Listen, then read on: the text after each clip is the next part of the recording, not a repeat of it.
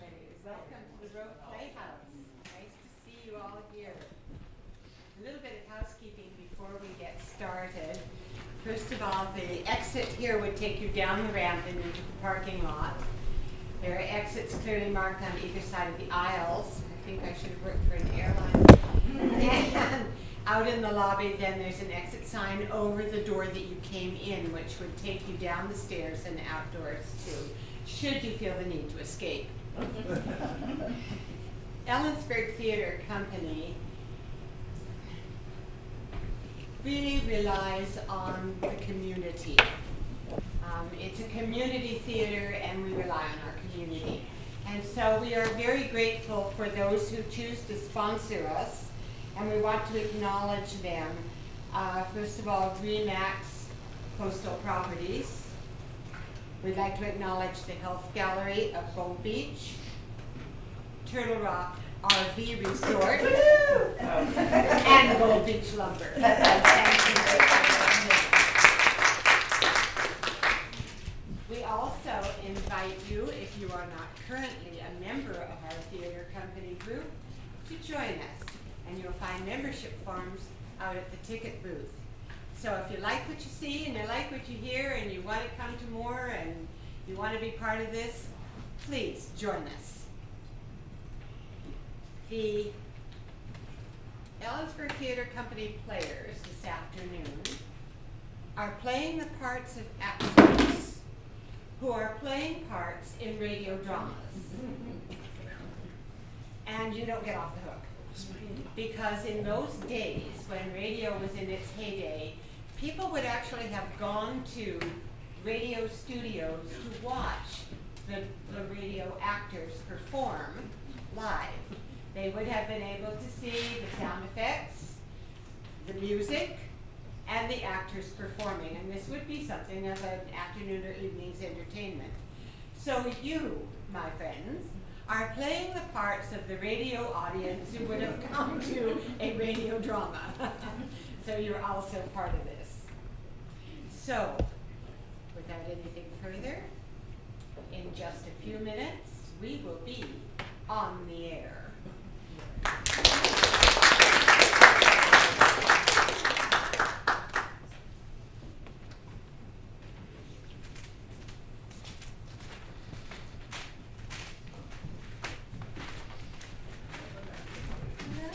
Testing.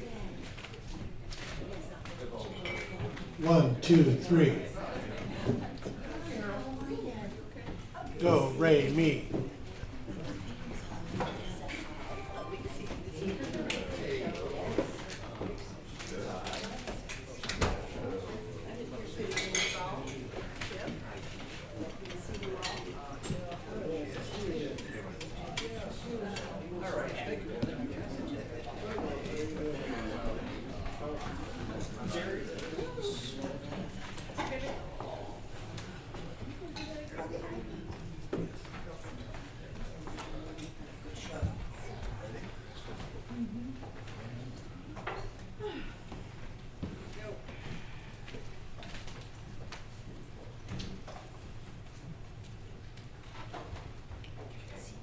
Okay, we're on the air. In 5, 4, 3, 2, 1. Lights out, everybody.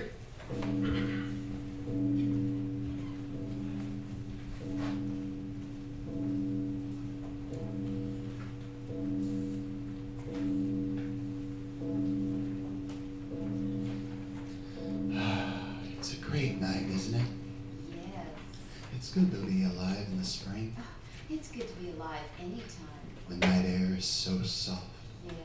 like your lips. Darling, I wish we didn't have to go there. so do I. There will be a house full of loudspeakers trying to out-talk each other. Can't we just sort of forget to go, Jim? Not a chance. If I didn't show up to one of Mrs. Hinkle's parties and she got wise to it, tomorrow morning I'd be reading the want ads and worrying where I'd get the payment to make that next payment on that engagement ring. Silly. Silly is right.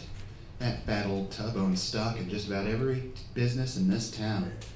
You go to one of her parties or when you're invited or else. It seems a pity to waste such a glorious night. If it were just a plain party, it wouldn't be so bad. One of Mrs. Hinkle's. Are they as bad as all that, Jim? Worse, the woman's got a party complex. She thinks she's the daring type. But actually, the last time she had an original idea was just this side of the Civil War. She's built like a battleship. And the only thing she does outside of clipping coupons off her bonds is think of screwy ideas for even screwier parties. Wait till you see her. I'm looking forward to it. What about Mr. Hinkle? Oh, he makes a fit partner for her. He's as small as she's big, and he's about as party cuckoo as she is. And on top of that, he's one of these practical jokers. No. It's a fact. Palm ticklers, itch powder, and water squirting out of a flower's buttonhole, and all that kid stuff. I tell you, the pair of them are enough to make a person sick. Have we much further to go, Jimmy? Oh, no. Unfortunately, it's just around the block. I sure wonder what screwy idea they got cooked up for tonight. Do you mean all their parties are different? Yeah, different yet the same. The last one I went to, she had the house fixed up to look like the inside of a barn. Cows and chickens wandering around the parlor and all that sort of stuff. Oh, you're fooling. So help me. After the liquor started circulating, somebody found that one of the hens had laid an egg and popped someone with it, and the fun began. They threw everything around but the cow. And if it wasn't for the fact that the Hinkles have a bank account big enough to choke an ostrich farm, the whole shebang would have landed in the hooskow. Oh my goodness, Jimmy. I don't think I want to go to their party. I mean, if that's the way they are. No, don't worry. I understand that the Hinkles are having just a quiet evening at home. I hope. No, I don't like the way you said that. I hope.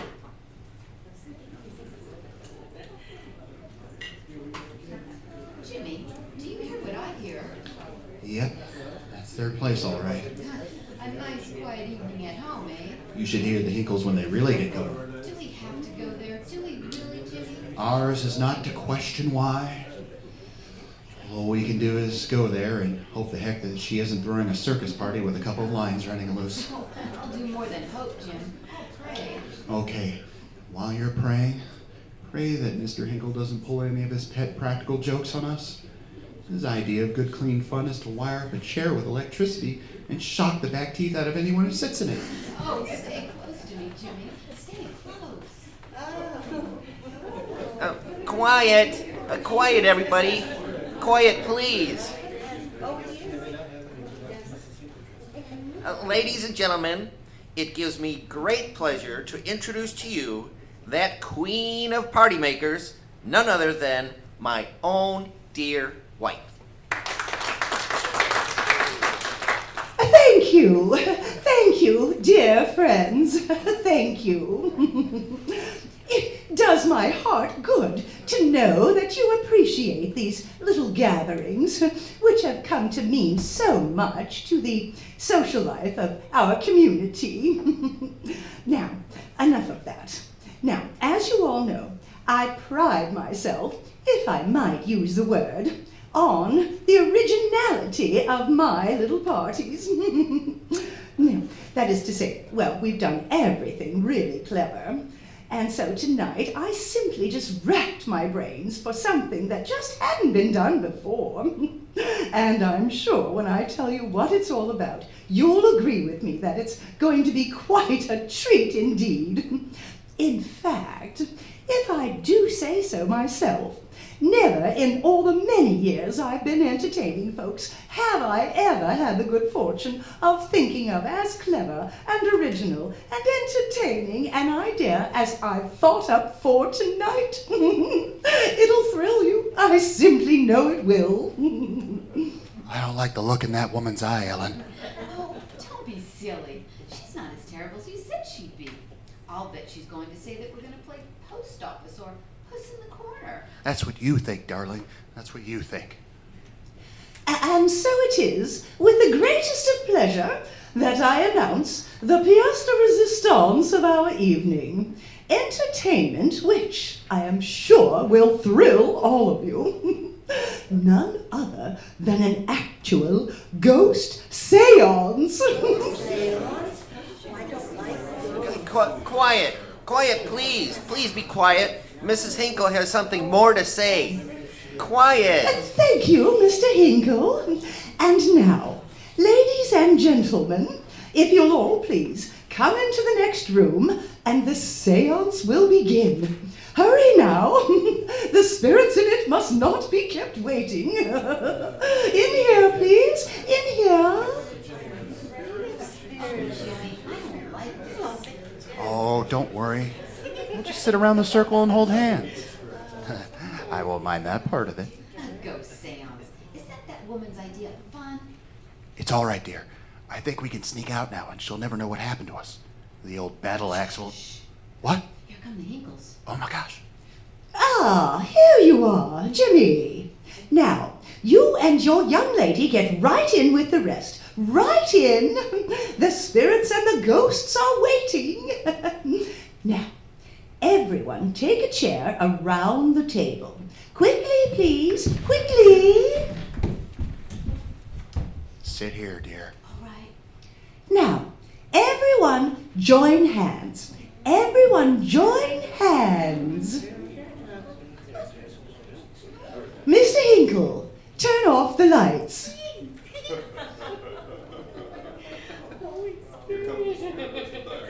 Mr. Hinkle, did you hear me? Turn out the lights. Oh, all right, my dear. Jimmy, I wish I was home. Say, this is nothing. You ought to see the Hinkles' really bright ideas. I'll bet they're the ones who started the San Francisco earthquake.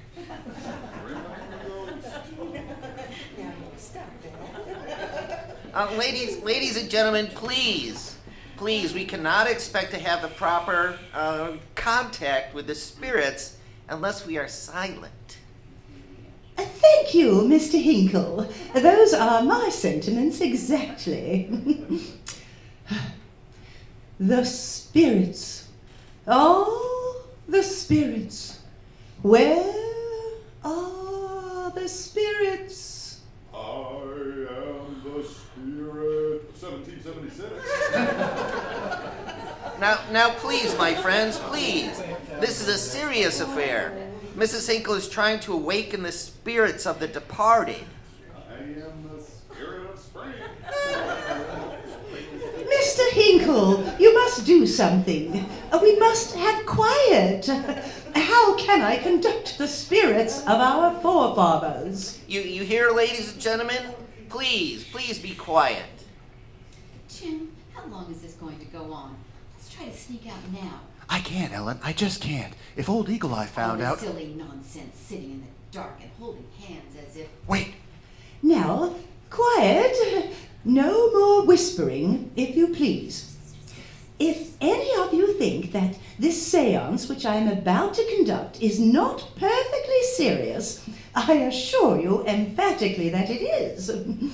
You see, last week I went to see one of the greatest mediums in existence, and she told me that I myself am a medium.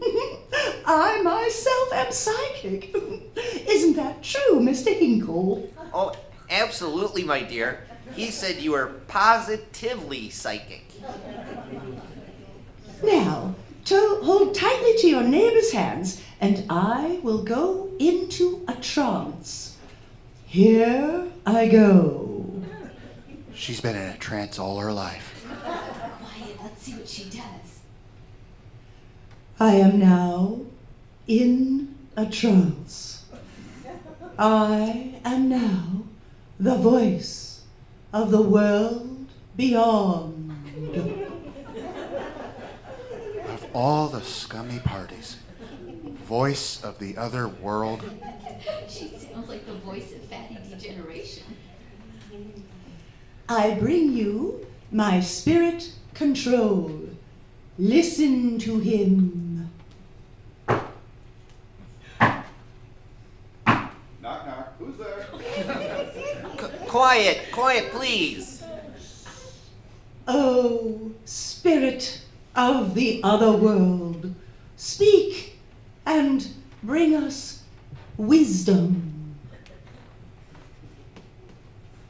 Of all the nonsense. That woman isn't a medium, is she, Jimmy? She's medium crazy, that's what she is.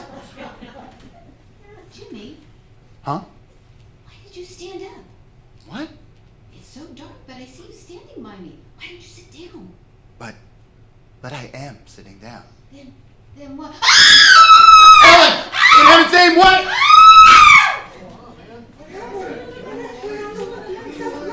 Turn on the lights, Mr. Hinkle. Turn on the lights. Yes, in heaven's name, turn on the lights. I can't find the switch. Oh, there, I got it. That girl! Look at that girl! What's the matter? Who screamed? What's going on here?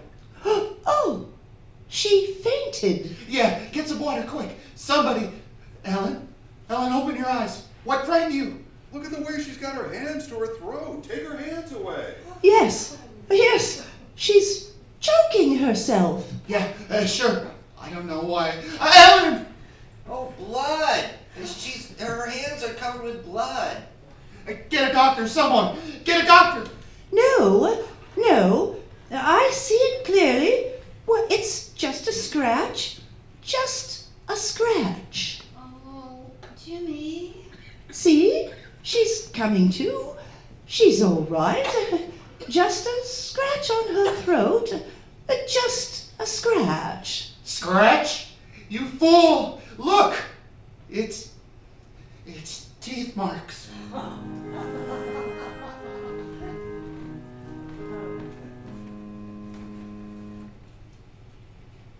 Jeffries. Yes, Mrs. Hinkle. Oh, Jeffries, are they all gone? Yes, madam. All. Then run along and close up. Yes, madam. Most deplorable thing that's ever happened to me. Sam, are you falling asleep down here? Huh? What? Oh, get up out of that chair and let's go upstairs to bed. Most disgusting party I ever had the misfortune to be concerned with. It did turn out badly, didn't it? Not at all. It would have been most entertaining, but for that little disgusting person fainting that way. But her throat. Oh, now don't start that again, Mr. Hinkle. It was nothing at all. A mere scratch. Teeth marks, indeed. But they were plain. Now don't start arguing, Samuel Hinkle. Oh, no, my dear. She got all nervous and excited there in the dark, and she scratched herself, that's all. Breaking up a perfectly good evening with her hysteria. Well, come, let's go upstairs. Yes, my dear. Screaming and carrying on like that. Oh, absolutely disgusting. Yes, my dear. Ruining a perfectly good party that way. And that Jimmy person, persisting in wanting the police when one could see it was nothing but a scratch. Teeth marks, indeed. Yes, my dear. Oh, I'll fix that young man's goose in the morning, I will. The police in my house. Oh, I'll teach him. He'll be walking the streets when I get through with him. And perfectly right, my dear. And I spent so much time thinking up the idea of the party. And we had such clever stunts planned, didn't we? Yes, my dear. Oh, what will people think of me? Such a disgusting exhibition. Well, Samuel, open the door. Open the door. Yes, my dear. Sleep. That's what I need. Sleep. To forget the entire atrocious affair. Well, turn on the lights. Turn on the lights. Yes, my dear. All those clever little things we figured out. The luminous paint to shine in the dark, and you're getting under the table and pulling their legs, and Sam! Yes, my dear? In my chair, by the window. My goodness. Do you see her too, Samuel? Yes, of course. Who Who is she? I never saw her before in my life. Speak to her, Mr. Hinkle. Find out who in the world she is. Well, Oh, you mouse, you. Old woman, who are you? What are you doing in my bedroom? She can't hear you, my dear. She wants you to come closer. Of all the nerve! Filthy old hag. Get out of my chair. What are you doing here? Who are you? You ask who I am? You heard me. Who are you? How did you get up here? Hinkle, call the police. Yes, my dear. Hinkle, wait. Hmm? Come closer, the both of you. Get out of my house. Out, I said. Hinkle, what are you standing there for? Do something. Yes, my dear. Both of you. Closer. Well, I'll fix you. I'll fix you.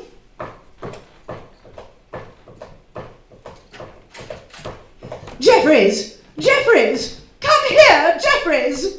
Yes, Mrs. Hinkle. What is it, Mrs. Hinkle? Is there any trouble? Jeffries, come in here. Yes, Mrs. Hinkle. Jeffries, call the police. Ma'am? My husband, for some reason of his own, apparently is fascinated by that horrible old hag. But you certainly aren't. Call the police. I'm very sorry, Mrs. Hinkle. I'm afraid I don't quite understand. The police! The police! Call the police! Don't you understand simple English either? Call the police! But begging your pardon, madam, why? Illegal entry. Breaking. Disorderly conduct. I don't know exactly what reason.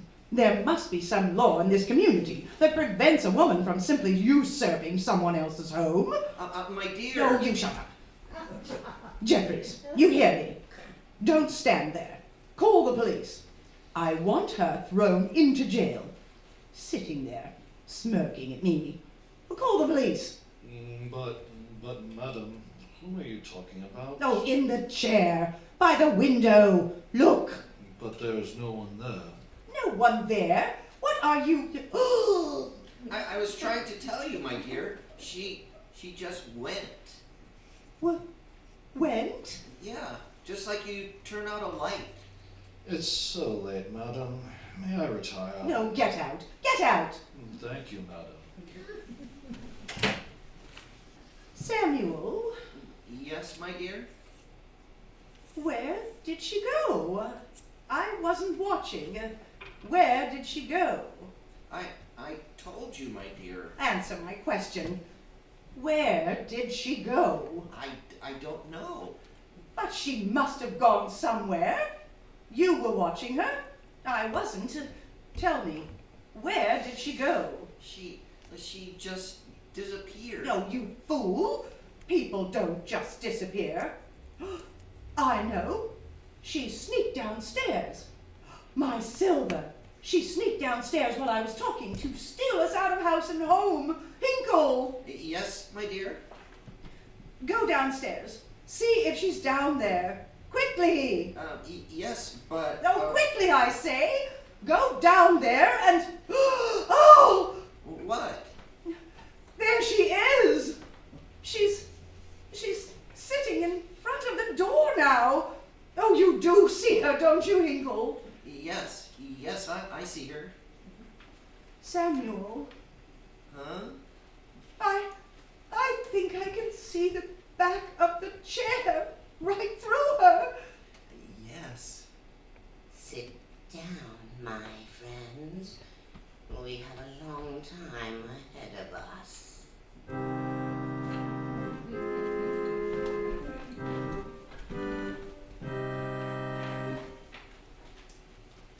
Sam, Yes? so late. Yeah, I slept a little. Not me. Her. sitting there, staring, staring. Well, I got so tired. I've been thinking all this time, Thinking what? thinking of what she wants of us. Well, she hasn't said a word for hours, has she? She doesn't have to speak, Sam. I know. Know what? She wants to kill us both. I know. But the dead can't kill. While you were dozing, I went close to her. Now I thought maybe somehow I could get by through to the door. Well, She kept looking at me as I kept coming closer. yes. Then, suddenly, when I got very close, I couldn't move anymore. How can that be? No, that's the way it was. Well, if we yell for Jeffries. No, you always were a fool, Sam. No, try to yell.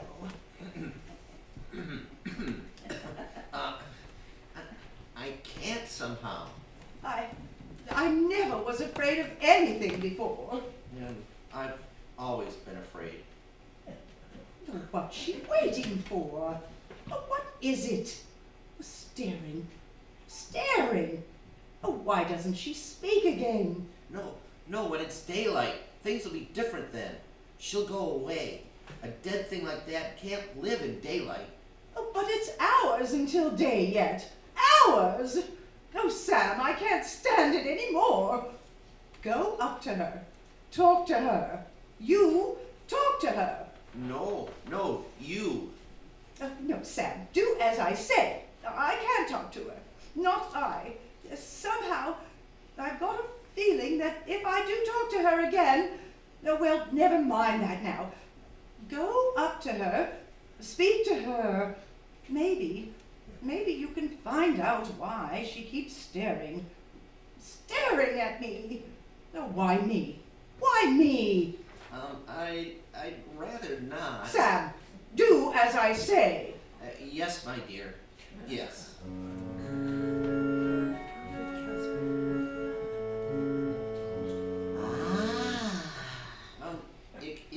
Excuse me, please. Come closer.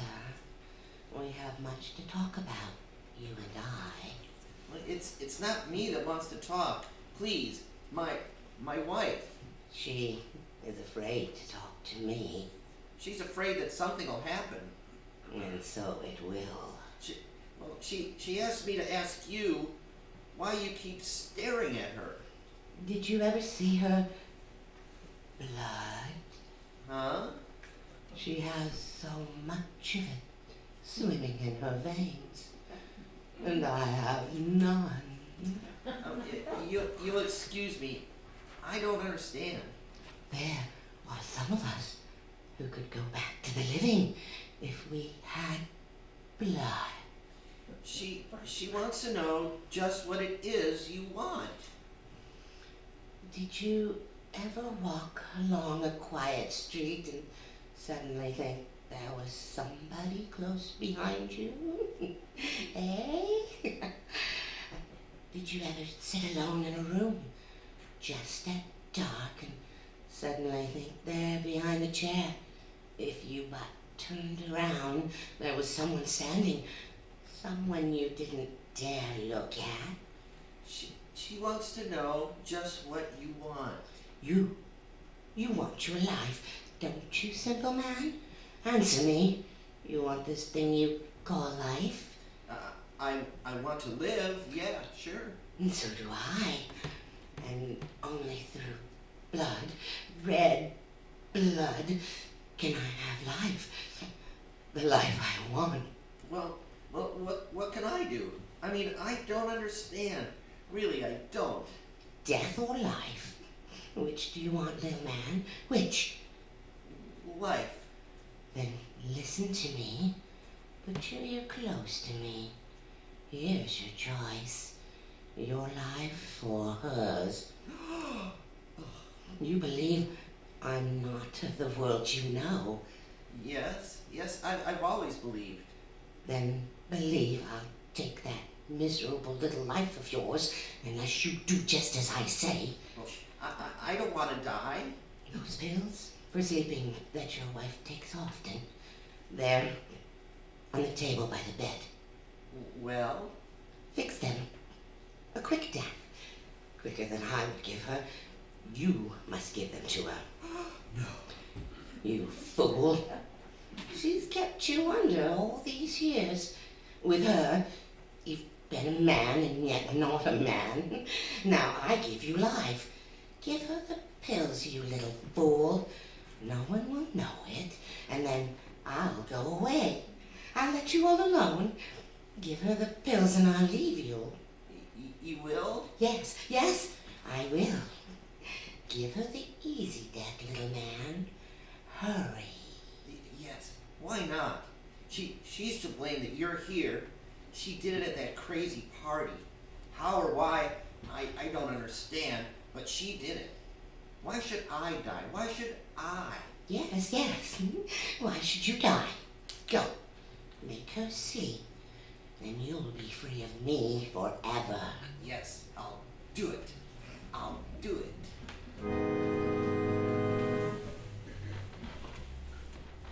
What did she say, Sam? What did she say? Oh, speak, you fool! Speak! You talked so long with her. I couldn't hear a single word. What did she say? Staring at me. Look at her! Still staring at me! No, Samuel, you've got to tell me. What did she say? That you should go to sleep. Sleep? What are you saying? Yes, that's what she said. If you go to sleep, she said she'll disappear. Go back where she came from. Just sleep. Sleep? Yes, I'll get your pills. I'll get your pills. Old thing, sitting there, staring at me. Oh, who are you? Where did you come from? The dead don't live, and yet you're dead. I know you are.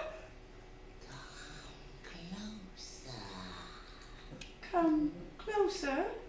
I think she said, come closer. Come closer. I've got to do it. Closer. What? What do you want of me? What? Quickly, listen to me. If you listen, I'll give you life and go away. Hear me? Go away. Yes, yes, I listen. He wants to poison you.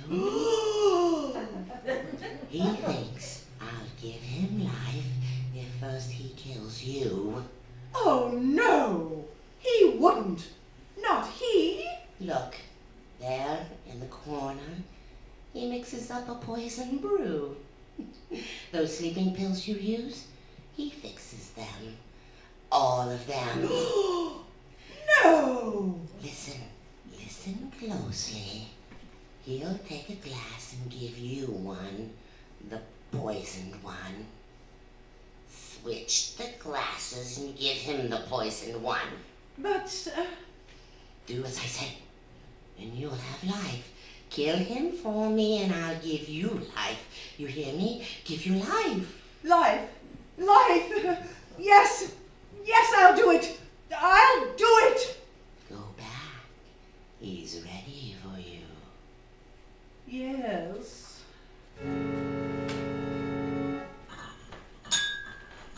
Here, my dear. This will make you sleep. See, I've mixed one for myself too. Yes, I see.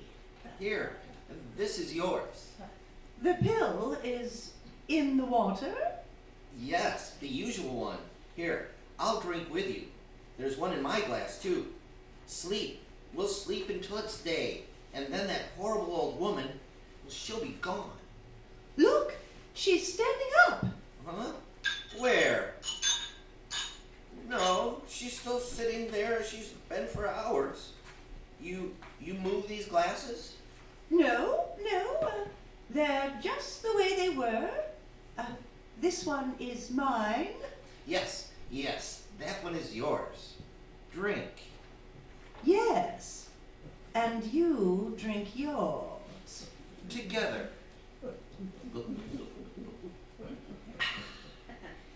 everything will be fine now.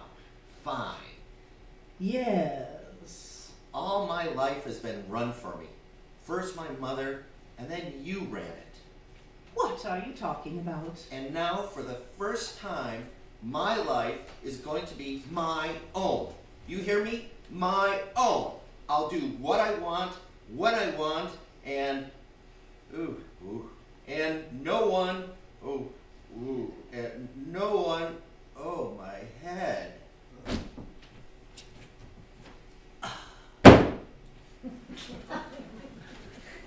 Sam?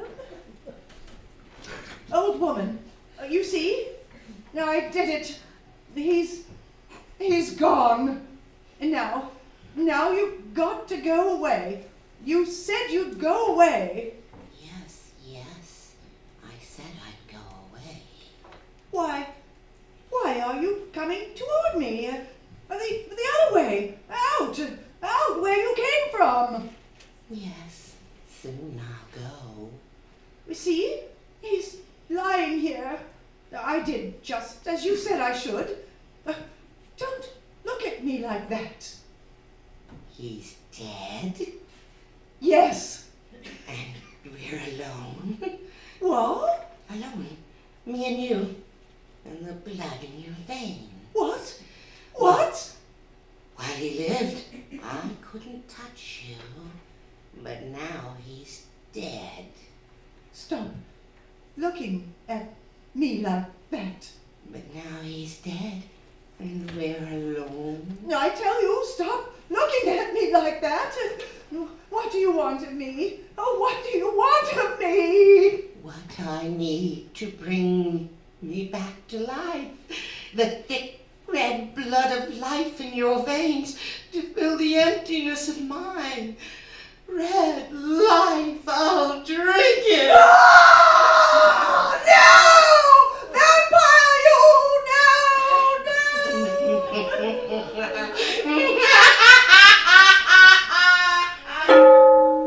Lights Out, written especially for radio by Arch Obler, comes to you each week from the Rogue Playhouse.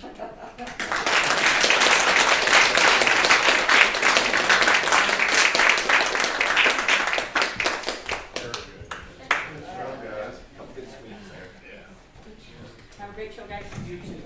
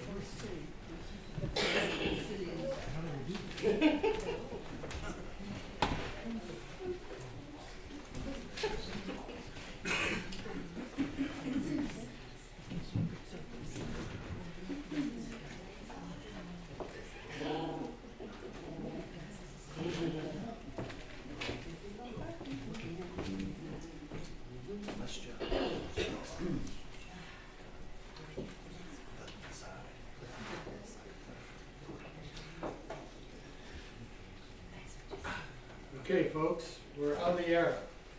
In 5, 4, 3, 2, 1. This is Ruby Blue speaking from the Road Playhouse in downtown Gold Beach.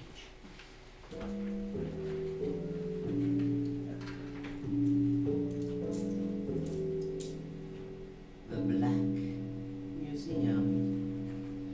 The famous repository of death, here in the grim stone structure on the Thames, which houses Scotland Yard, is a warehouse of homicide, where everyday objects, an earthenware pot, a silver shilling, a typewriter ribbon, are all touched by murder.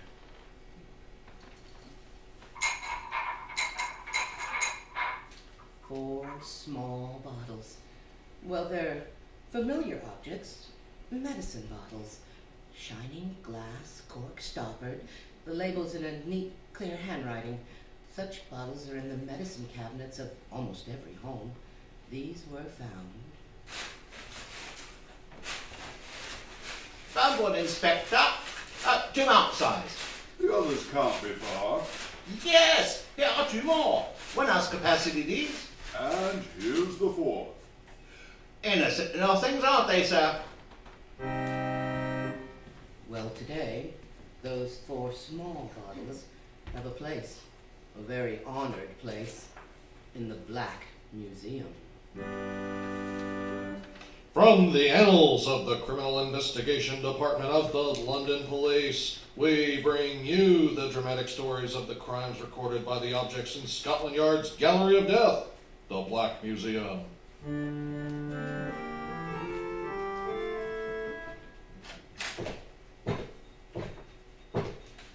Here we are, the Black Museum, Scotland Yard's Museum of Murder. Yes, here lies death. And these hundreds and hundreds of objects, large and small, is the means to death. 1,000 methods of killing, all neatly labeled to indicate who, when, what, and where, and when. Here is a kitchen mop, long-handled, gray with use, gray where the red-brown stains fail to cover the grayness. Look closely at the harsh metal that binds the strings of this utensil. Yes, this blade struck and struck again before the mop itself removed the traces of the crime. Here we are. Here are the 4 small bottles, 3 1-ounce capacity. One holds 2 ounces. They mark a strange story, a story out of the Edwardian era, when man was still lord of all he surveyed and women were just beginning to demand equality. To the ladies, Reverend, although I would prefer toasting them with something slightly stronger than tea. To the ladies, my friend. To listen to my husband, Reverend, you'd think he was old-fashioned and not an advanced thinker for this age. I, an advanced thinker? Why, Anne, my dear. But you are, Oscar. You really are.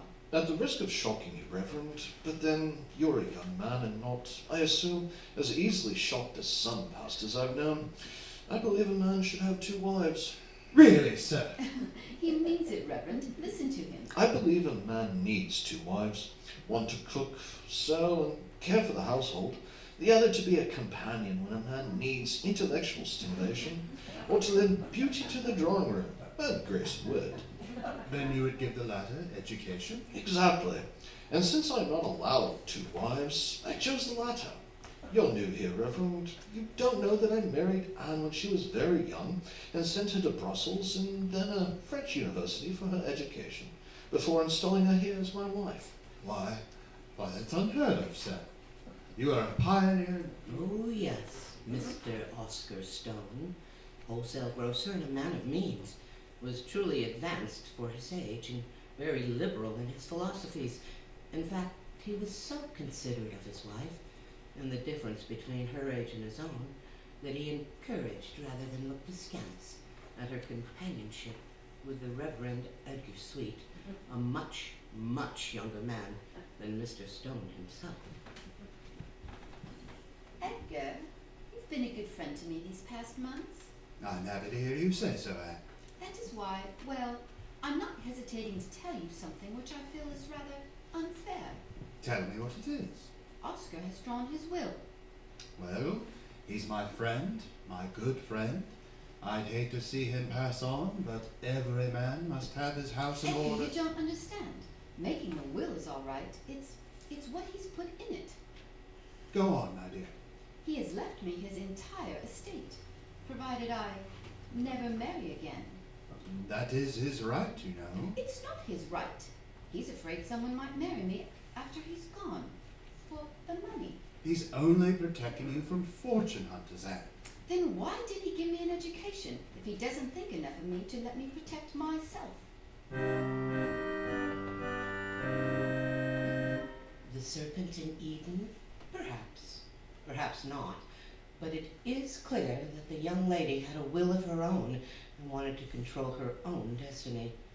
In any case, the friendship ripens. Not only between the two young people, but between Edgar and Oscar as well. Edgar, my friend, I'm not well. I saw a doctor today and I am not well. I can't believe it. You look fine. Fine. The debilitation of age. But you're not old. 55 isn't old.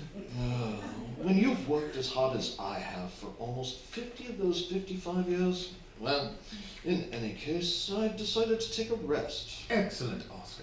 That's what you need, an extended vacation. I've made arrangements to go to the shore.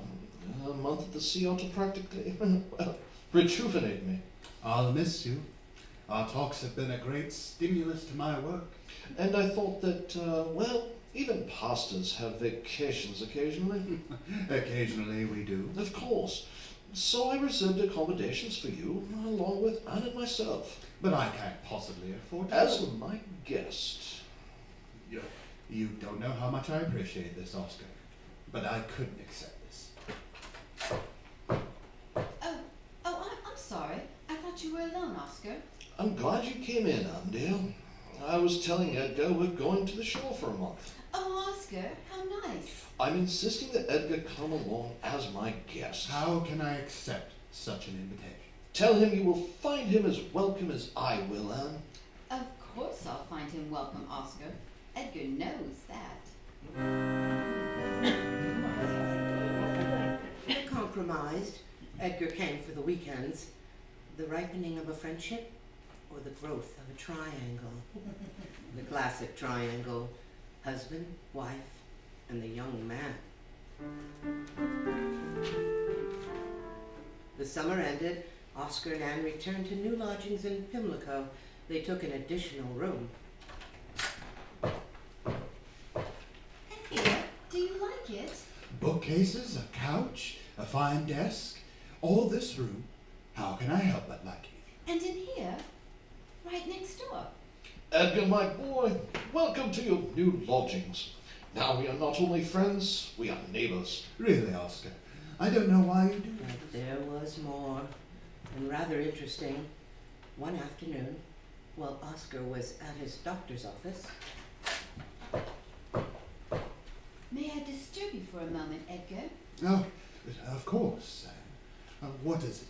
Remember months ago I told you about Oscar's will? Oh, yes, I remember. Why? He took out that awful clause. If I want to, I can marry anyone I please one day. And you are the executor. Everything was quite smooth. Quite smooth. In fact, Oscar began to feel quite a bit better. At least he said so, and insisted that Edgar and Anne accompany him to a horse show.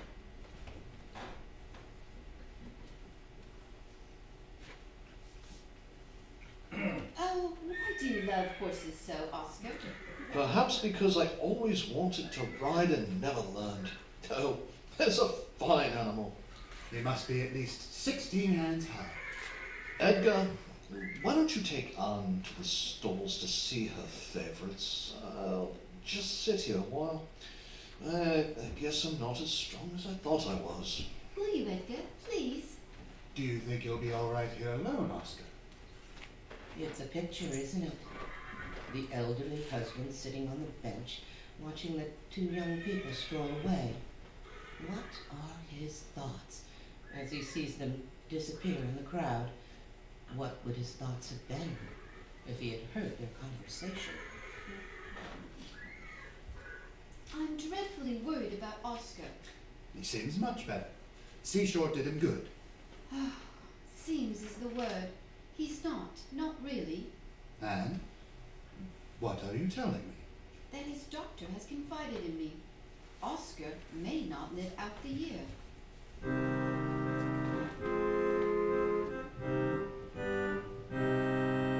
The next morning, there were signs that Anne's words might become the truth. She sent for the doctor, a youngish man named Richards, who lived some half-mile from the lodgings. I don't like this, Mrs. Stone. Not at all. Oh dear. Will you stop frightening my wife, young man? Well, the truth, sir, is the truth. You are not well. Your stomach's in very bad shape. and I shall prescribe for you, and your wife will see that you take it, your medicine. Won't you, Mrs. Stone? Oh, of course, Doctor. The young doctor was very certain, but not Oscar. His pain continued, and Nan was obviously very upset. She took Edgar aside. Edgar, I want you to do something for me. If I can. I cannot see Oscar suffer the way he does at times. I know a way to ease his pain, but I need your help. Of course. I want you to buy me some chloroform. Chloroform? Yes, a few drops on a handkerchief and he will sleep easily. I learned about it in practical nursing classes in Brussels. But Dr. Richards will get you some. No, he'll never believe I know how to use it. Here's a pound note. Please, Edgar. Edgar went to the nearest chemist shop. What can I do for you, Reverend? I'd like a little chloroform. Whatever for, sir? I understand it's good for taking out grease spots. Oh, yes, I suppose it is. But be very careful with it. 3 more times, Edgar walked into chemist shops and bought a small amount of chloroform. Here are the 3 1-ounce bottles and the 1 2-ounce bottle. Out of consideration for Anne's convenience, no doubt, Edgar poured the contents of all the small bottles into the larger one and delivered the chloroform to Anne. Quite suddenly, Oscar became a whole lot better. Landlord, I want to speak with the landlord. Yes, Mr. Stone, how can I help you? I want to prepare a surprise for my wife and the Reverend for tonight. Yes, sir. A New Year's Eve party. Some roast duck, a bit of cold ham, some good cheese, a bottle of champagne, and a bottle of good brandy. It's short notice, Mr. Stone, but I'll do my best. What'll you be eating? What everyone else eats, haha. Will they be surprised? Oh, I'm feeling wonderful for the first time in months. And for breakfast tomorrow, see if your maid can find a haddock, a large one. Oh, I feel I should be quite hungry in the morning. Oscar wasn't hungry New Year's morning. Oscar was dead. And today, the 4 small bottles which played so large a part in his death can be seen in the Black Museum. It was a sad New Year's Day for Anne Stone and a bewildering day for the Reverend Edgar Sweet. Oscar Stone, husband and friend, lay dead, quite suddenly, and after what seemed and indicated quick recovery. But that was only the first event of January 1st, 1910. Onto the scene strolled an old man, Oscar's 75-year-old father. Anne met him at the door to the Stone apartment. Oh, Father. Yes, of course. Cry all you want. I want to see my son.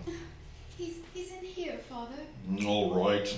Who is this? Reverend Sweet, our good friend and pastor. Ah, yes. I heard about you. Oscar wrote me. This moment comes to all of us, sir. We can only pray for courage. I've got courage. What I want is facts. I'll see my boy now.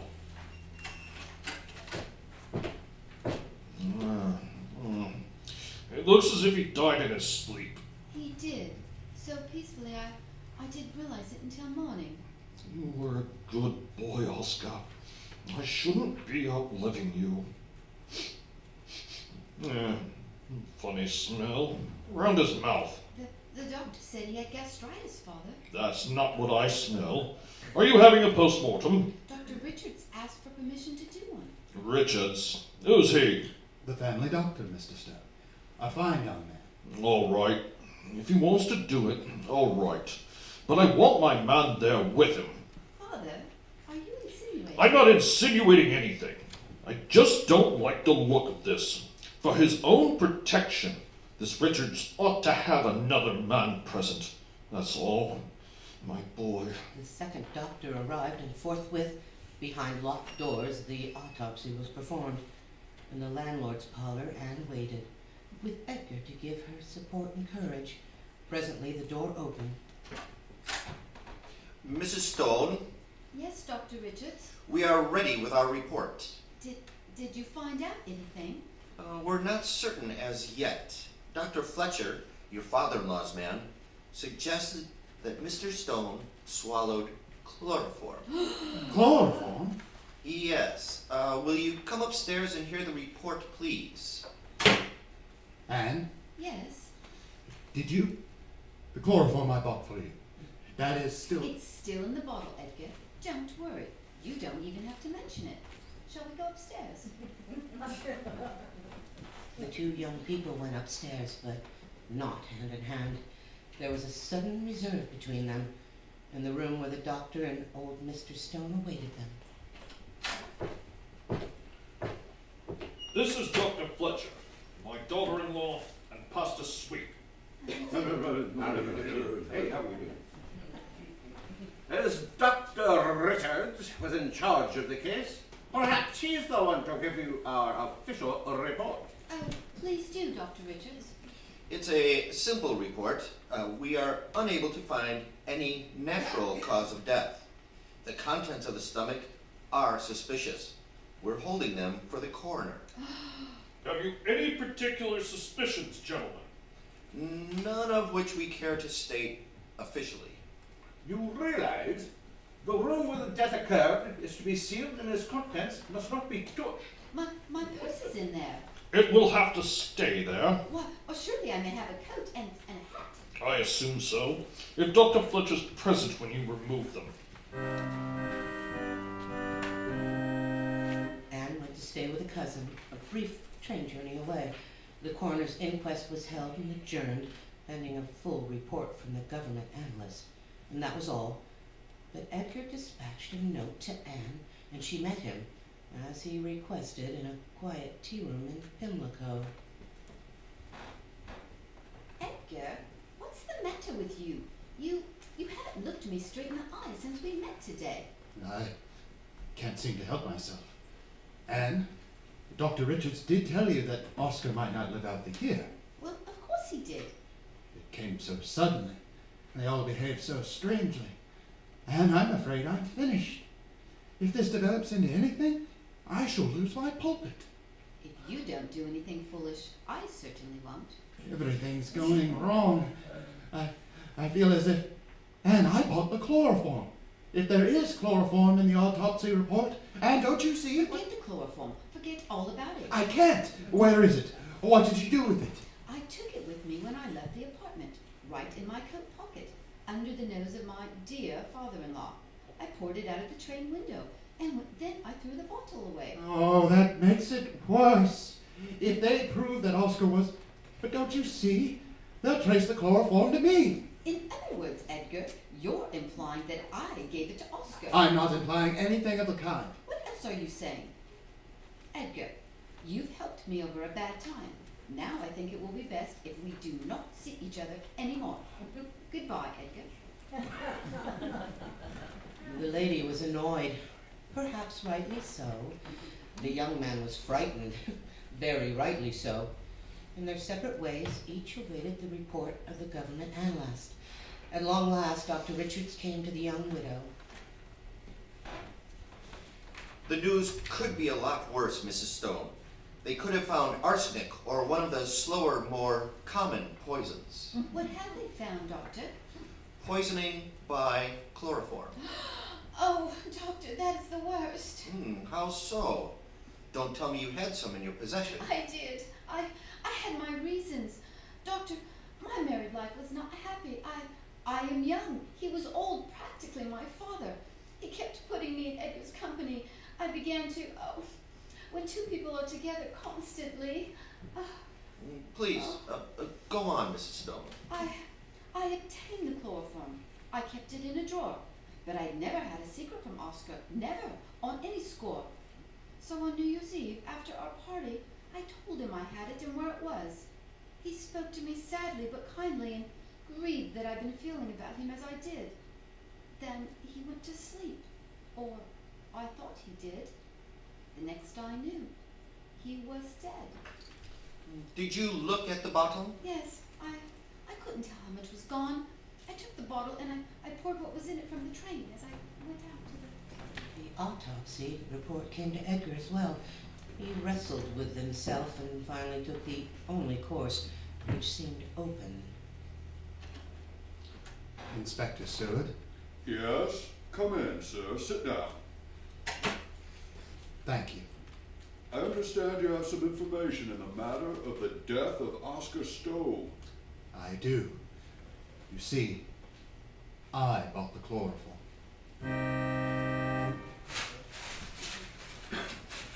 They should be here somewhere, Sergeant.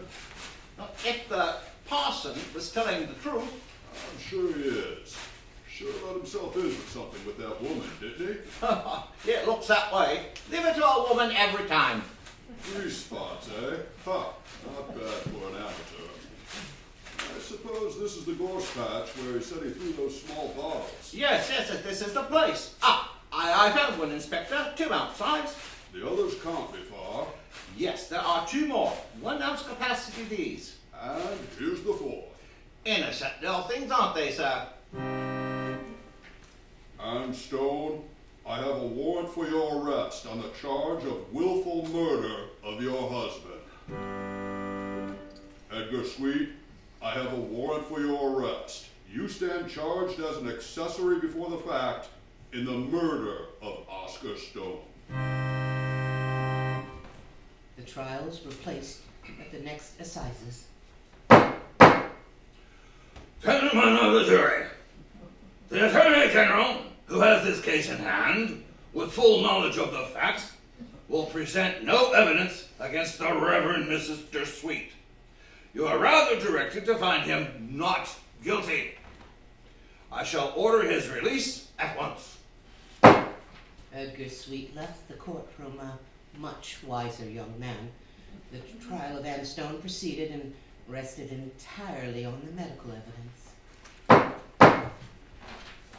Dr. Fletcher, you have described yourself as an expert in criminal toxicology. We have accepted you as such. Is that correct? It is, sir. Very well. Now, I call the particular attention of the jury to the answers you will give to these questions, as they will have great bearing on the evidence against the client. The first, sir, have you ever known of a recorded case of murder by liquid chloroform? No. Is there any record, to your knowledge, of the forcible administration of this liquid, of anyone pouring it down a victim's throat? There is not. If the victim were sleeping, for instance? No, the burning would waken him. It'd probably go down his windpipe and not his gullet.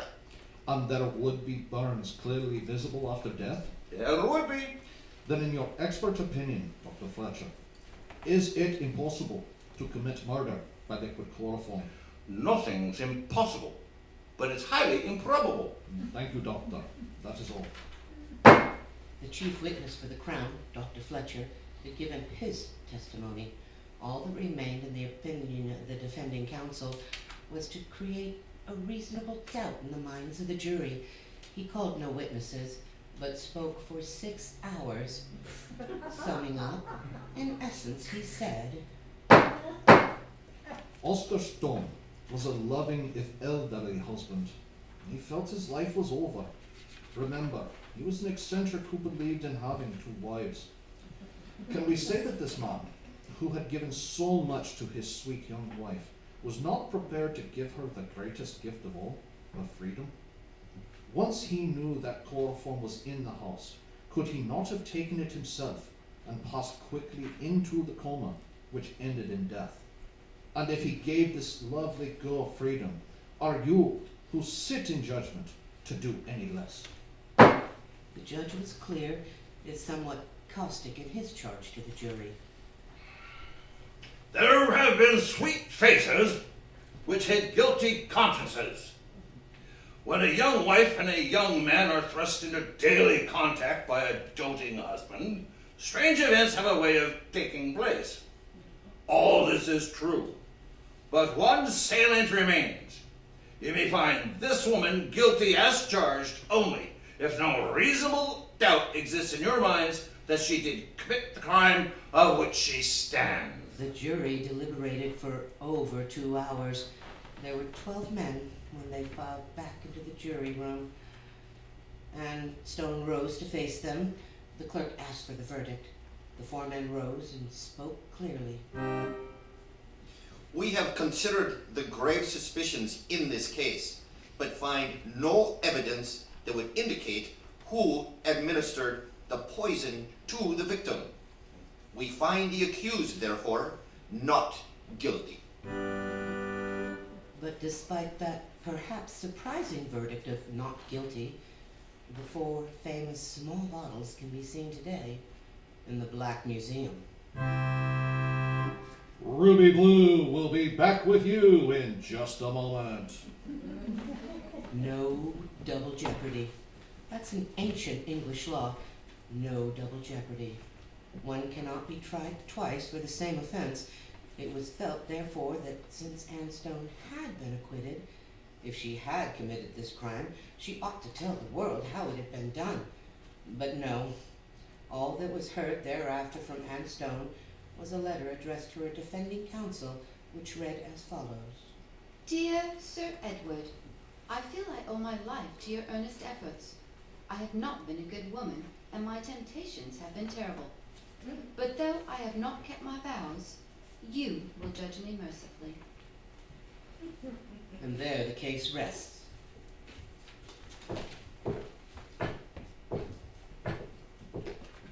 And now, until we meet next time in the same place and I tell you another story about the Black Museum, I remain as always, obediently yours.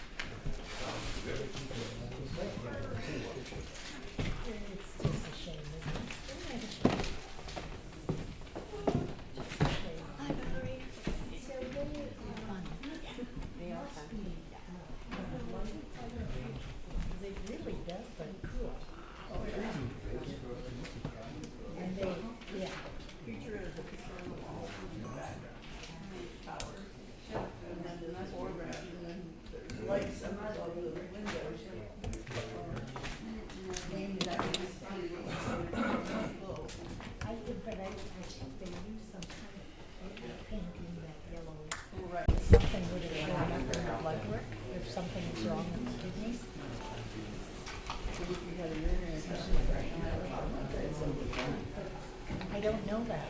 Okay, I do. You ever look at it? I don't know that. I know that we couldn't get a urine sample. But he didn't ask for one the second time they were in. No, we did blood work. Yeah, but by that time I had had all my antivirals.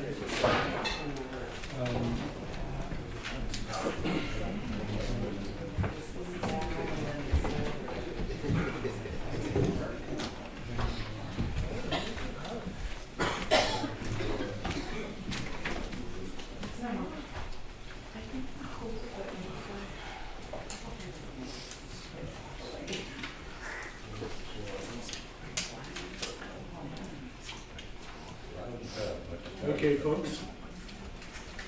We're going to be on the air in 5, 4, 3, 2, 1.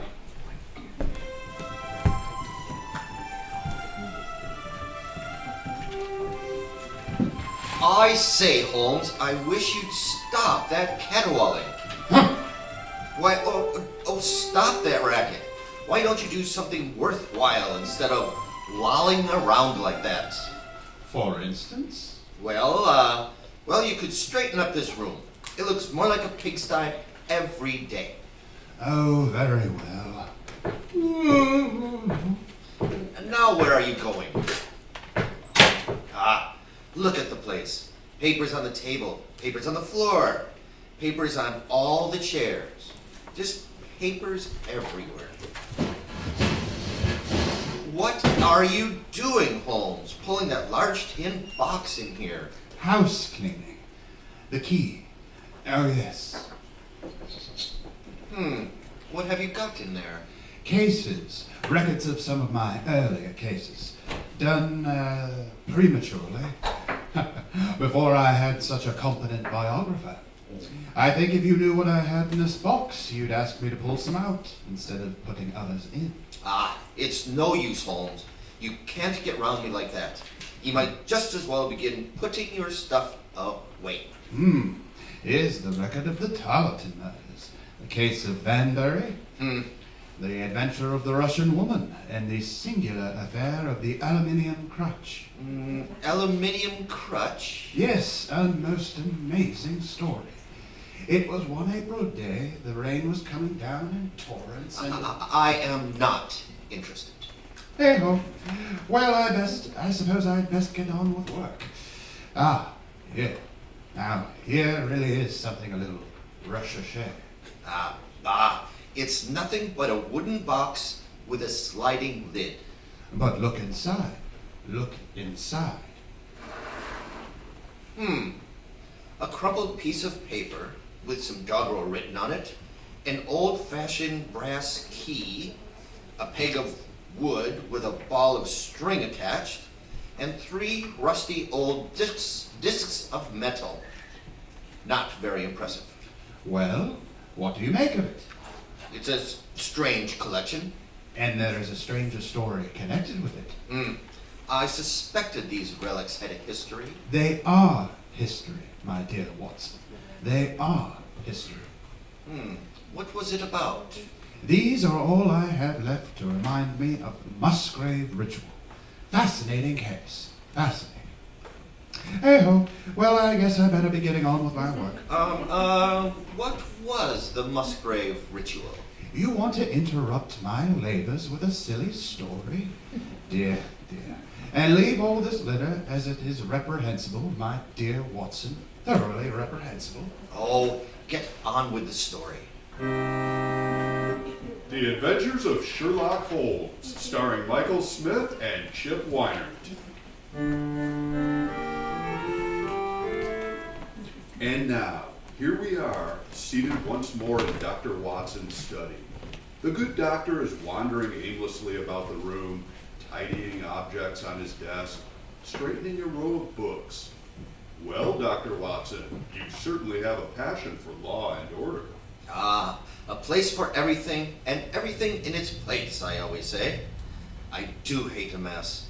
Holmes, on the contrary, was one of the untidiest men that ever drove a fellow lodger to desperation. When I find a man who keeps his cigars in the coal scuttle, his tobacco in the end of a Persian slipper, and his unanswered correspondence transfixed by a jackknife in the very center of the wooden mantelpiece, then I begin to give myself virtuous airs. And of course, that annoyed Sherlock Holmes. He never even noticed it. Well, now let me see. Last time I think I promised that this week's story would be the Musgrave Ritual. The Musgrave Ritual? What was that? Patience, Mr. Manning, patience.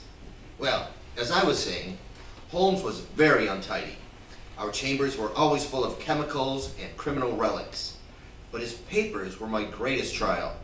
He had a horror of destroying documents. Once a year or so, I would browbeat him into docketing and cataloging them. One winter night, as we sat together by the fire, Holmes playing casual chords on his violin, I venture to suggest that he might spend his time more profitably by making our sitting room a little more habitable.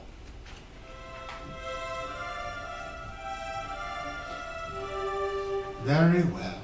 It was one of my first cases, when I was making a most precarious living out of my sleuthing. It had to do with Reginald Musgrave, a scion of one of the oldest families in the kingdom. Well, I hadn't seen Reginald Musgrave for several years, until one morning I received a note from him. Here it is.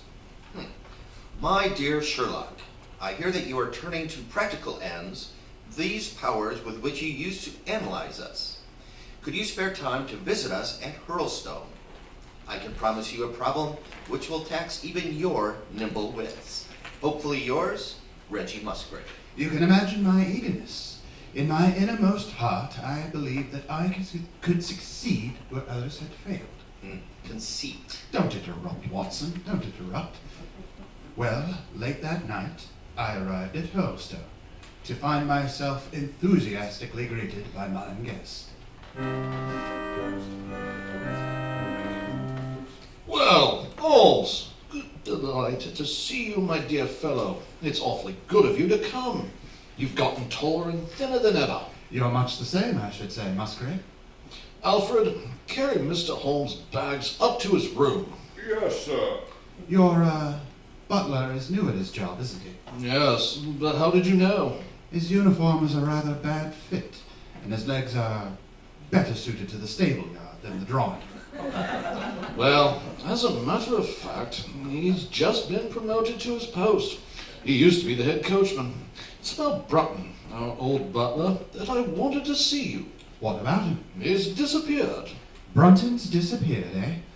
Seems to me I have heard you mention his name before. I dare say you have. He's been in service here for nearly 20 years, although he's barely 40 now. Rather unusual. Yes. He was a young school teacher out of a place when he was first taken up by my father. He was a man of great ability, handsome, spoke several languages, and played every musical instrument. A paragon. Brunton had only one fault. Yes? He was a bit of a Don Juan. A few months ago, we were in hope that he was about to settle down, for he became engaged to Rachel Howells, our second maid. Well? Well, he has since thrown her over and taken up with the daughter of the head gamekeeper. And, what was this girl, Rachel, like? Rachel is a very good girl, but of an excitable Welsh temperament. She had a touch of brain fever, and subsequent to the smash-up of her romance. I'm really rather worried about the girl. Yes, but look here, Musgrave. You haven't brought me all the way from London to discuss a servant girl's love affairs. That was our first drama at Hurlstone, and quite a tempest in a teapot it was. You know what country houses are like. But a second one came to drive it from our minds, and it was prefaced by the disgrace and dismissal of the butler, Brunton. Dismissal? One night last week, Thursday to be exact, I found that I couldn't sleep. You know how it is. Well, at 2 o'clock I rose and lit a candle, intending to get a novel I had been reading in the library. I pulled on my dressing gown and started down the stairs. Imagine my surprise when, looking down the corridor, I saw a glimmer of light coming from the library door. My first thought was of burglars. Luckily, our corridors are liberally decorated with trophies and old weaponry. I seized a battle axe in either hand and tipped down the passage to the library door. Don't move if you value your life. Oh, sir! Why, God bless me, it's Broughton. What are you doing down here in the middle of the night? Well, you see, sir, And my desk has been broken into, and my private papers strewn on the table. What do you mean by going through my private papers, you scoundrel? After the trust we've had in you? Well, sir, I meant no harm. The impudence, the rank impudence. Broughton, you will leave my service tomorrow. Oh, Mr. Musgrave, sir, I can't bear the disgrace. I've always been proud of my station in life. Yes, and look what it has led you into. A disgrace would kill me. At least let me give you notice and leave in a month's time, as if it was my own free will. Very well, but a month is too long. Take yourself off in a week and give what reasons you wish for going. Only a week? Oh, no. A fortnight. At least say a fortnight. A week, and you've been let off very lightly. Now put down that paper you have in your hand and get out. And after that little set to, you were too annoyed to sleep, eh, Musgrave? Well, as a matter of fact, I did spend the rest of the night thinking of things I should have said to the fellow. However, by morning, I had calmed down somewhat. And Broughton? For 2 days afterwards, Broughton was most assiduous in his attention to his duties. But on the 3rd day, he was gone. Gone? Gone where? Deuce take it. That's what I would like to know. His bed had not been slept in, but all our windows and doors were found locked on the inside, and no one had let him out. Did you question this girl, Rachel? Yes, she's been very ill ever since his disappearance, sometimes hysterical. I had to have a nurse to sit up with her at night. What was the condition of Broughton's room after the disappearance? Very orderly, as usual. His clothes, his watch, even his money were in the room, but the black suit he usually wore was missing. His slippers, too, were gone, but not his boots. Enlightening. Most enlightening. And what was this paper he had in his hand when you surprised him in the library? It was the Musgrave Ritual. The Musgrave Ritual? What is that?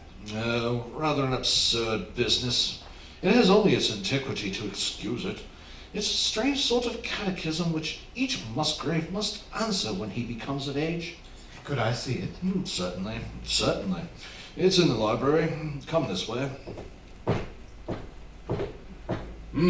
This old hall is rather impressive with all its armor and weapons. Wait! I fancy I heard someone on the stairs. Someone on tiptoe. I'll run up and have a look.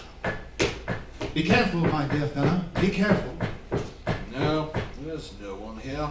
Strange. I would have sworn I heard footsteps.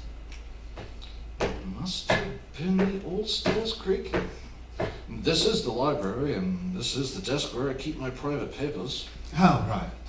I mean, is there anything there that would benefit anyone else? Good heavens, no. Nothing that might lead to blackmail? No. Sorry to disappoint you, Holmes, but I've led a very tame and uninteresting life.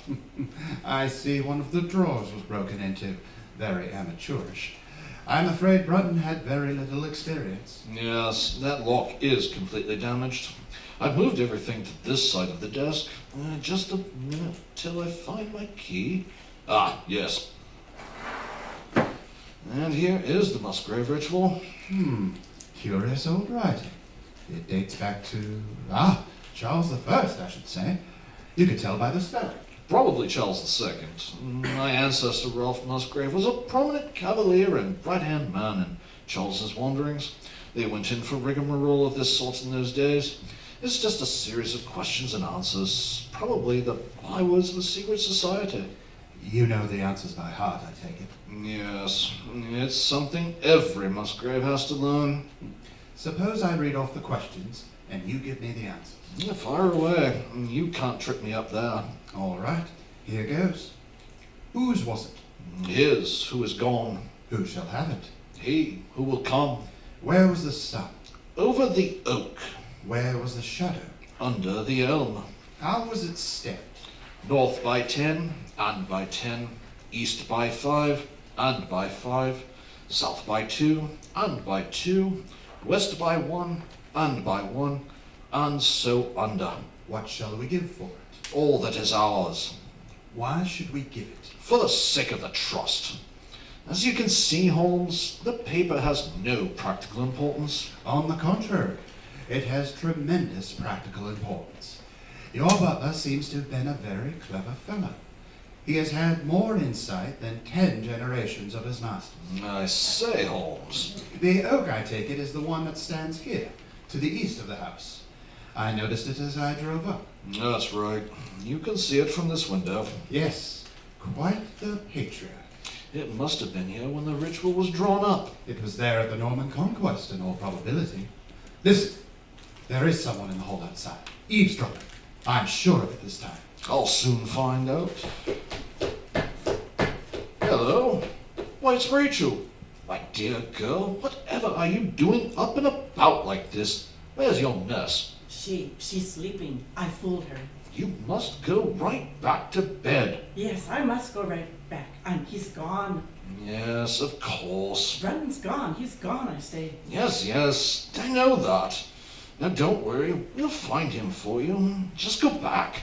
You'll never find him. He's gone. I know where he's gone. Yes? He's gone where he belongs. Where is that? To hell. He's gone to hell. I say, she's delirious. Help me to get her upstairs, will you? We'll have to postpone our talk, I'm afraid. Yes, there's nothing more to do until tomorrow morning in any case. What do you mean tomorrow morning? When the sun is over the oak. That's what he said. And now he's gone. Gone!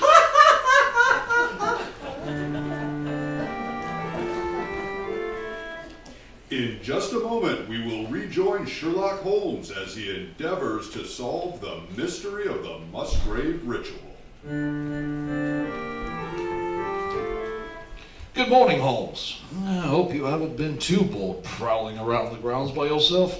I'm sorry to have kept you waiting for breakfast. Fact is, I'm a bit upset. There's been another disappearance.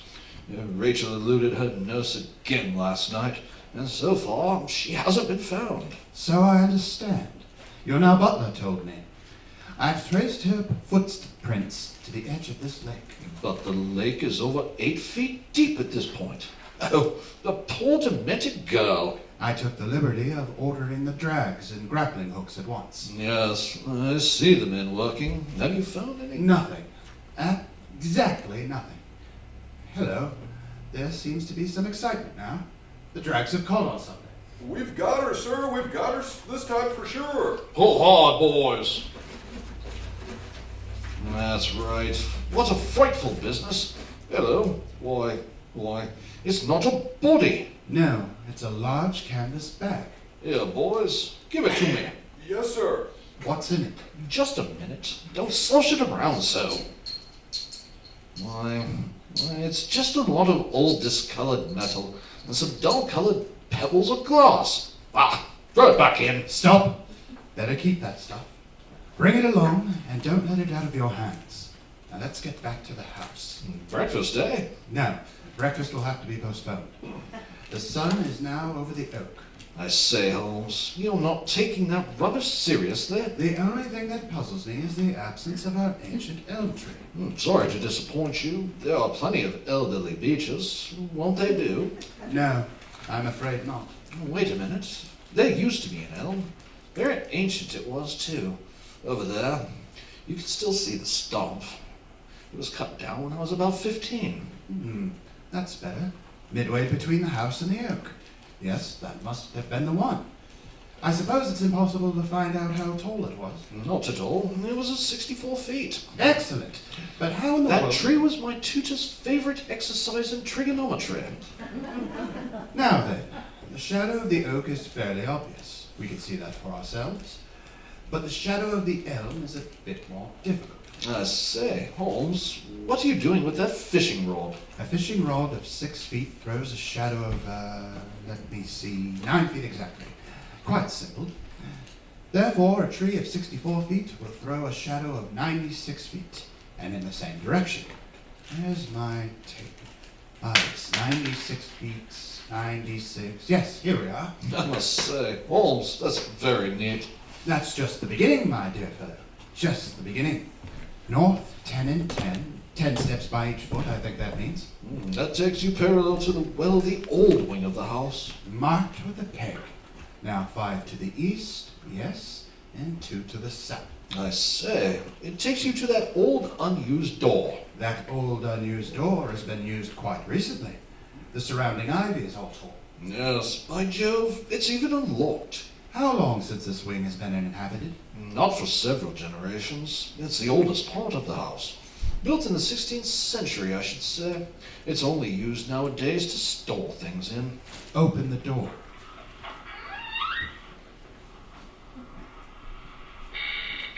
Two paces to the west obviously means 2 paces down this flagstone passage. Well, this must be the place indicated by the ritual. What are you tapping on those stones for? All firmly cemented together. Not even a hollow sound. I told you it was all balderdash. Hold on. And so under. I nearly forgot that one. Is there a cellar under this place? Yes, it's as old as the house. Lead me to it. That's where our search ends. Very well. But what are we searching for? Careful. Steps here. It's pretty dark. That's it. This is the cellar where we store wood down here sometimes. Hello. It's all been moved to the side. What's this? What's this? It's Brunton's muffler. What's that villain been doing down here? Just as I thought. Look here. This piece of wood. It's been used to prop up something heavy. You see how the ends are flattened? Oh, look. The muffler's attached to this iron ring, set in the flagstone. Quite a sizable flagstone, eh? He must have had someone to help him.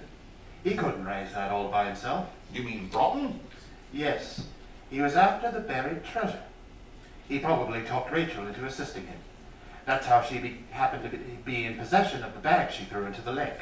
I don't understand what you're talking about. I can't budget. Lend a hand, will you, Musgrave? Righto. There it comes. Quick, prop it up with a piece of wood. That's it. By Jove, it's a small room down there. And there on the side. What's that? That, my dear Musgrave, is what Brunton was after. Come on, let's go down. Brass-bound wooden box, all covered with dust and worm-eaten. The lid has been thrown back. Look here, Holmes. I thought you expected to find a considerable treasure. All this truck contains is a few discolored discs of metal. No coins, apparently. I say, do you think that rascal Brunton has been down here and robbed me? That was his intention, undoubtedly. But I don't think he succeeded. Why not? The box is empty. Because I think I see his feet sticking out from behind the box. Here, help me move the box. Yes, it's Brunton, all right. He's dead. Quite. Suffocated, I fancy. This cubbyhole isn't very large. Yes, but how? How did it happen? He was murdered on the second night, after you discovered him in the library. I can reconstruct the scene fairly easily from the data we have on hand. Rachel's condition, the bag found in the lake, the open door, the muffler, the piece of wood used as a prop. It is the last which is particularly significant. He had talked Rachel into assisting him, realizing the girl was still infatuated with him. They waited until everyone had gone to bed, then stole down here. It was a stormy night, I believe.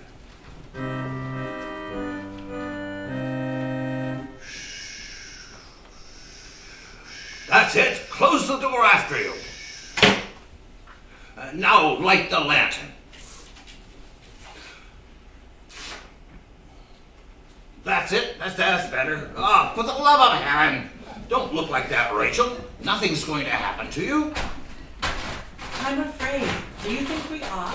What's the matter with you? If I'd have known you had no more spunk in you than this, I'd have asked someone else.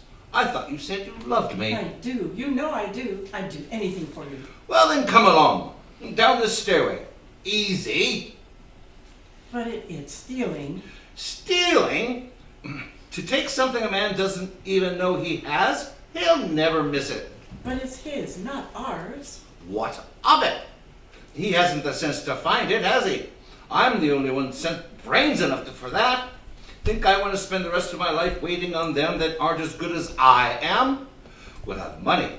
We'll be rich. Why do you think I didn't marry you before? Because I wasn't making enough. Think I'm going to starve myself to keep a wife? Then you will marry me if we find it? Here's the ring. Wait till I pull my muffler through it. But you will marry me. You must. I haven't told you before because I didn't want to worry you, but folks are beginning to suspect, and I can't. Stop your blabbing and grab this muffler. Now then pull. Pull harder. It's so heavy. A lot of use you are to a man. Pull harder, I tell you. There she comes. Quick! Shove that piece of wood under there. Yes. Why? There's a trunk down there. Of course. And I'm going to find out what's in it. Stop trembling, you fool. You're shaking the lantern. You will marry me, won't you? Dusty down here. Whew. There's even a key in the lock. Up goes the lid.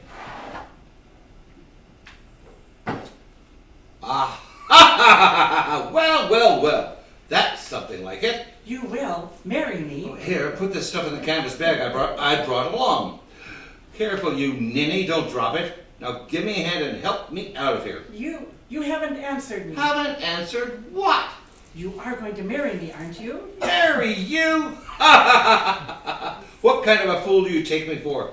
Marry a girl like you who lets a fella do a... Don't laugh. Don't laugh. How do I know I'm the only lover you've ever had? A wench like you? Arr! I hate you. I hate the sight of you. I don't ever want to see you again. Here, what are you doing with that piece of wood? Look out, you fool! You'll pull it out, you'll... He wouldn't marry me. Let me out! Let me out! I can't breathe. Let me out. He wouldn't marry me. He wouldn't marry me.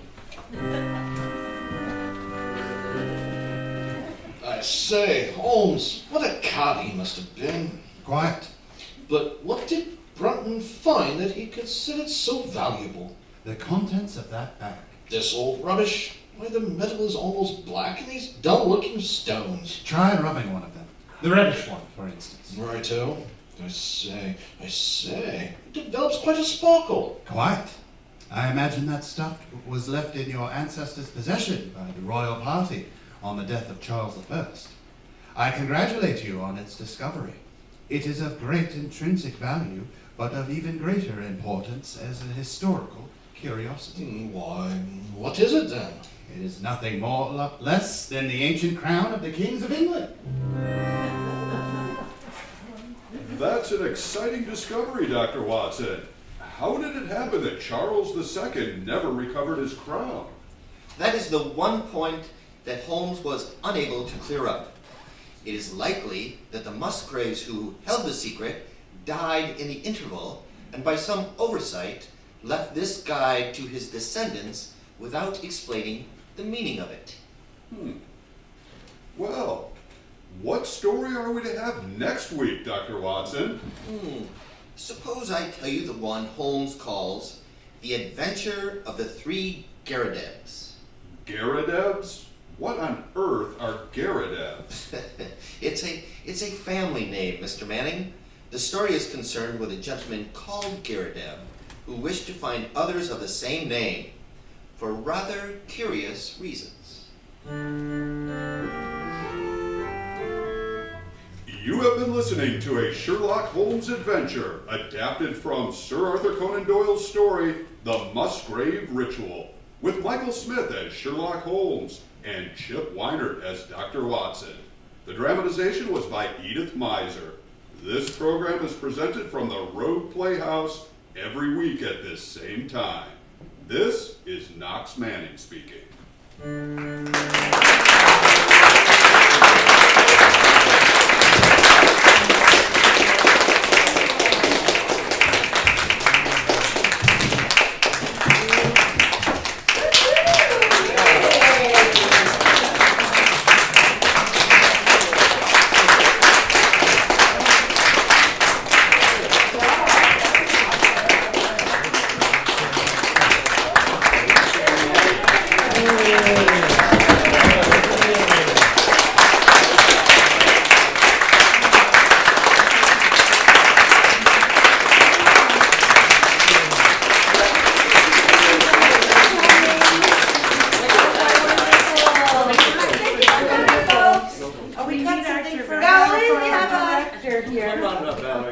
Please come up.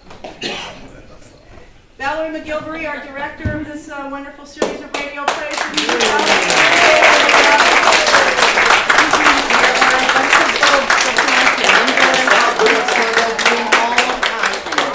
From your blooming past. Thank you so much for doing this project, Valerie. It was wonderful. That is wonderful. Thank you all for coming today to see our lights there and The sound guy. sound and Yeah, the sound guy girl. yes.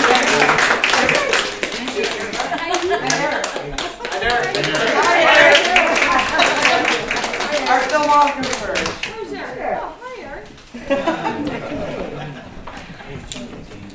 Well, Once again, thanks all for coming. how do you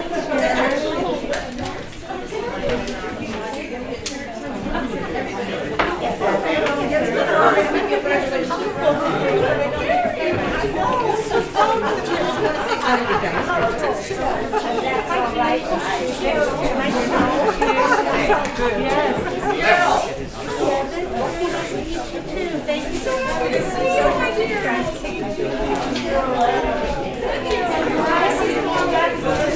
Well, it's lovely. We've met before. You look very familiar to me. Oh, thank you. Oh, thanks.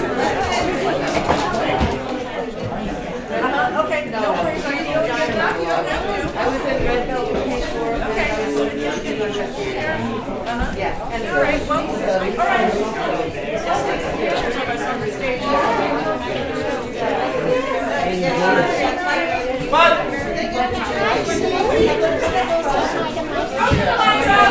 Steve, lights on still, please. Just for a minute.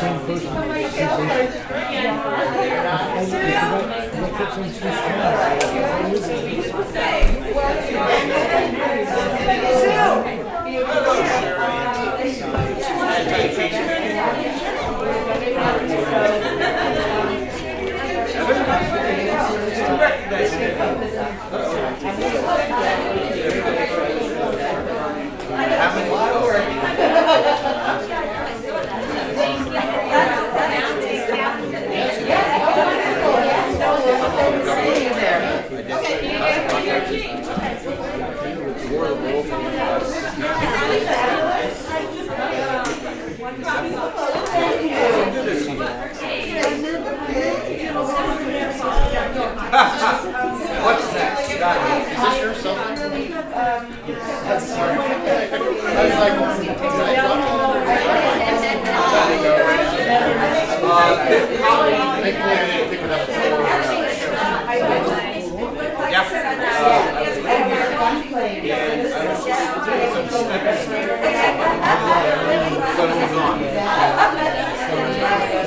Then they found out it was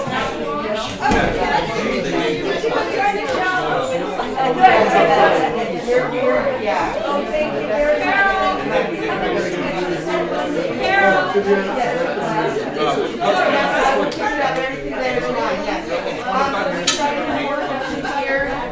But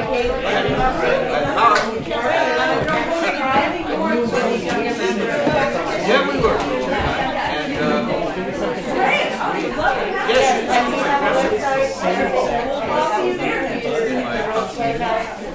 Yes, yes.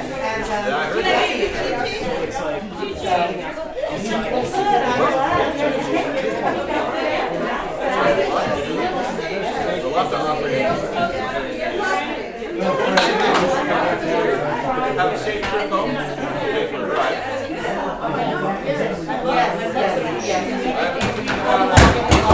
The last two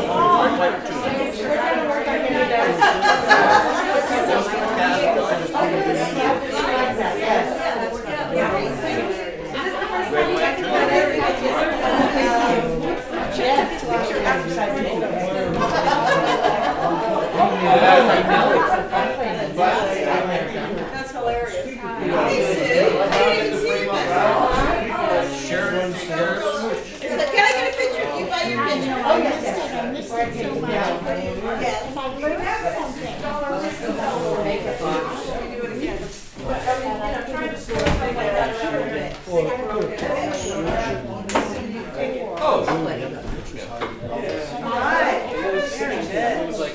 I'm so happy to see you. I'm so happy you're feeling better and you're up on your feet. It's good to see you. Have a lovely afternoon.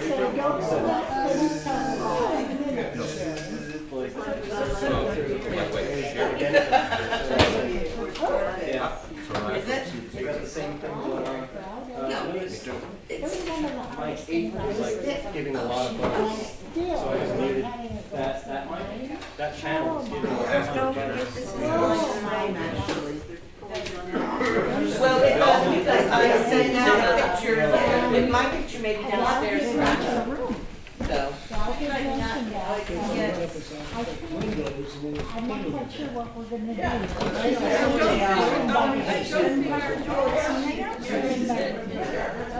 So maybe I'll see you Yes, I will. I'll be somewhere. Oh, good. That's great. All right. Very nice. So you met both these characters, right? Yeah, well, I don't think I met you. I think they're not here. So it's lovely. They're already. My Port Orford connection. Oh, the Port Orford connection. Yes. And they're excellent, yeah. You were just superb. Oh, thanks. That's so fun. You got such a time with us. Well, Steve. And everything and the pictures.